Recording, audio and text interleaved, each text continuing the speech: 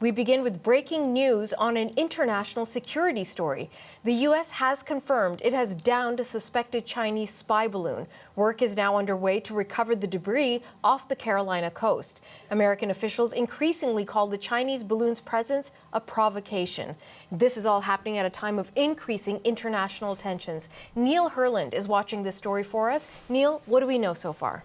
Yeah, Natasha, we're just getting word now that the United States has shot down that Chinese balloon over the Atlantic Ocean near the Carolina coast. Witnesses on the ground saw a small explosion followed by the balloon falling towards the water. That's a dramatic ending to a story that's been brewing all week.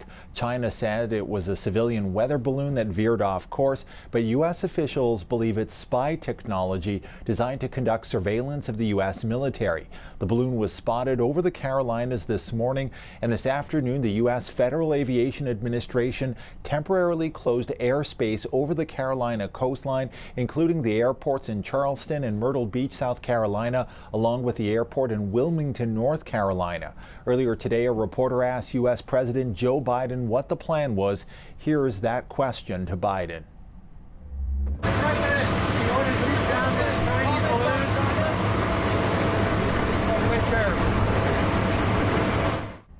Now, earlier this week, we heard that Biden wanted to shoot down the balloon, but the Pentagon advised against it because there was a chance that the debris could fall to the ground and hurt people. Natasha.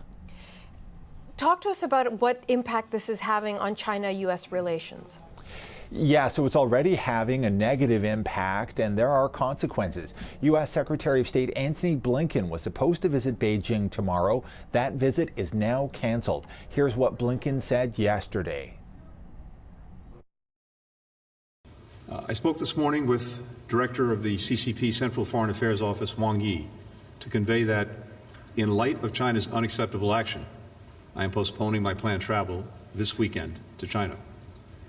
The presence of this surveillance balloon in U.S. airspace is a clear violation of U.S. sovereignty and international law, that it's an irresponsible act, and that the PRC's decision to take this action on the eve of my planned visit is detrimental to the substantive discussions that we were prepared to have. And today, the Chinese government is trying to downplay that cancellation, saying that the U.S. and China had never actually publicly announced any visit.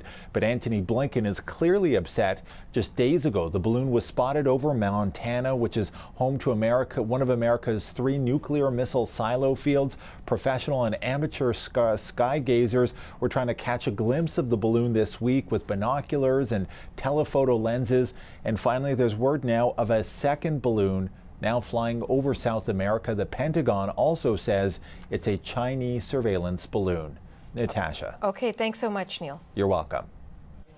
And that first balloon passed over Canadian airspace and had been tracked since last weekend. But few Canadians had heard about it until later in the week. We asked Jonathan Berkshire Miller, an analyst specializing in Indo-Pacific affairs, what implications this has for Canadian defense. I think from the Canadian vantage point, this is a real wake-up call. We've already made announcements, obviously, from the Defense Ministry that we're moving forward to modernize NORAD in tandem with the United States. But I think this highlights the urgency of that and highlights the urgency just more broadly in defense terms, how malnourished we are as the Canadian Armed Forces. And many of these threats to North America are shared threats. We have a position not just for our own national security, but the shared protection of the North American continent. And I think, frankly, we don't have the capabilities at this point in time to do our fair share. So I think this is a wake-up call on that. Well, and it's coming at a time where neither Washington nor Ottawa have the best of relationships with Beijing. Can you describe to us what a spy balloon does? Like what is it capable of finding out or spying on? Well, I think that there's different levels of capability, definitely for types of photography. So I think that especially why this was considered so sensitive, and especially when this spy balloon was over the Midwest of the United States, in sites like Montana, was this is the area of the United States Strategic Command and some of their nuclear missile sites. So there was worry of the high definition photography that could be on this spy balloon. Also, other types of audio surveillance that could be on this. So there's all sorts of forms. But as I mentioned, the Chinese do have other ways to do this through satellites that the United States is well aware of. So that's why it strikes me as I don't think that this would appreciably give them a comparative value over the other types of intelligence that they have, which makes me question why they did this. Jonathan Berkshire Miller is a senior fellow specializing in the Indo-Pacific region at Macdonald-Laurier Institute.